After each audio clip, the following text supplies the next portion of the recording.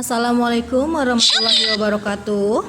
Sekarang kita masuk ke bab 3 ya, yaitu tentang peran aktif Indonesia pada masa Perang Dingin.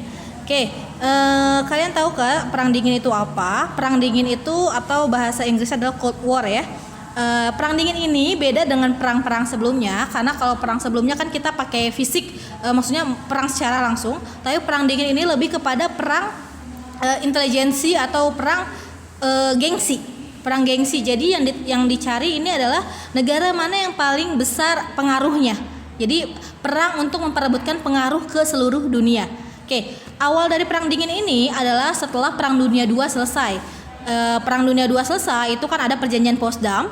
Nah, dalam Perjanjian Potsdam ini diketahui kalau akhirnya dunia ini dimunculkan dua negara adik kuasa. Negara apa aja yang disebut negara adik kuasa atau negara yang sangat berkuasa ada dua, yaitu ada Amerika Serikat dan juga ada Uni Soviet ya.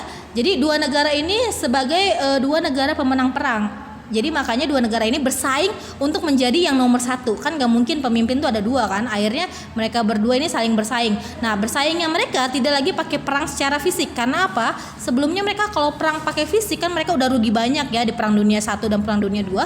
Makanya di Perang Dingin ini mereka perangnya gak pakai fisik tapi lebih kepada perang otak. Oke, awal mulanya ini karena adanya perbedaan pandangan tentang pembagian wilayah. Karena kan Amerika sama Soviet kan negara yang menang perang, otomatis banyak wilayah negara jajahan jadi milik mereka. Nah, Amerika ingin tuh wilayah-wilayah yang jadi miliknya dia itu tuh menjadi negara-negara yang mempunyai sistem demokrasi. Jadi Amerika ingin menyebarkan paham-paham demokrasi di negara-negara baru tersebut. Sedangkan Uni Soviet ingin menjadikan daerah-daerah kekuasaannya yang berhasil dia rebut itu menjadi negara komunis. Ingat ya, komunis sama demokrasi otomatis ini merupakan dua paham yang sangat bertolak belakang. Makanya mereka berdua ingin memperluas pengaruhnya.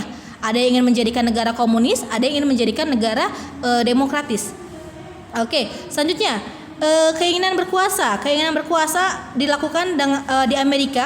Amerika menerapkan strategi containment policy dalam bidang ekonomi diterapkan developing countries dan juga Marshall Plan. Jadi inti dari kegiatannya Amerika, dia menyebarkan pengaruhnya dengan cara ngasih bantuan.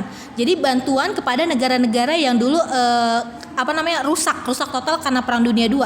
Jadi dia ngasih bantuan supaya apa? Supaya negara yang dapat bantuan tersebut akhirnya mau ikut kepada pahamnya Amerika. Begitu juga yang dilakukan sama Uni Soviet. Uni Soviet juga melakukan pembangunan dengan metode terpimpin, jadi terpusat dia ya. Sedangkan dalam bidang ekonominya disebut dengan program Comecon atau Molotov Plan. Intinya adalah dia ngasih bantuan supaya negara yang dibantu itu ngerasa berhutang. Akhirnya negara yang dibantu tersebut ya ikut kepada pahamnya Amerika atau pahamnya Uni Soviet. Oke, selanjutnya dalam perkembangan Perang Dingin ini terjadi beberapa hal yang penting. Yang pertama adalah perebutan daerah pengaruh.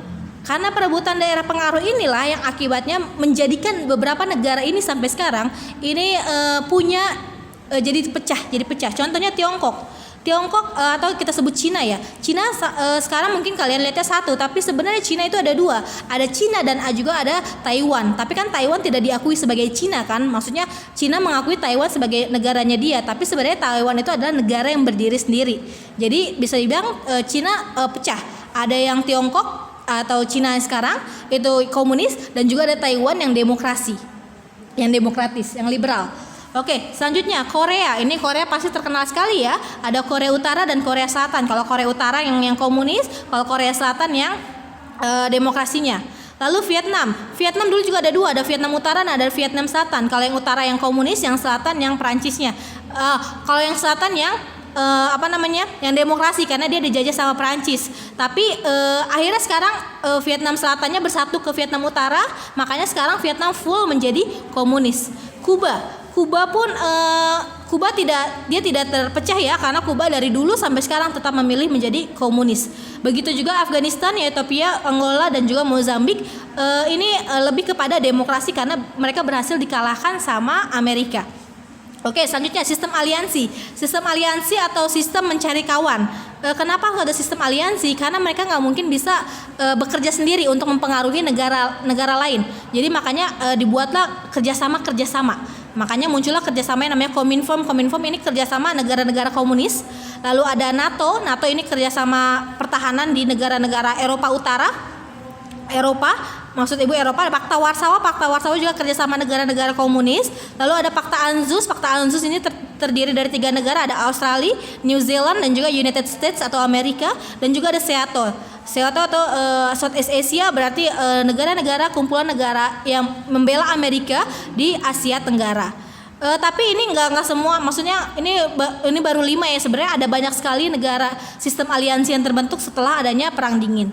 Selanjutnya persaingan persenjataan ini tidak terlalu besar lagi. Karena apa? Karena mereka sudah melihat Amerika punya nuklir, Amerika punya rudal, dan akhirnya Uni Soviet pun juga punya rudal. Jadi persaingan persenjataan ini mereka nggak mau lagi ditunjukkan, karena kalau ditunjukkan berarti kan perangnya beneran dong. Sedangkan mereka kalau perang dingin kan perangnya tidak terasa gitu, tidak terlihat.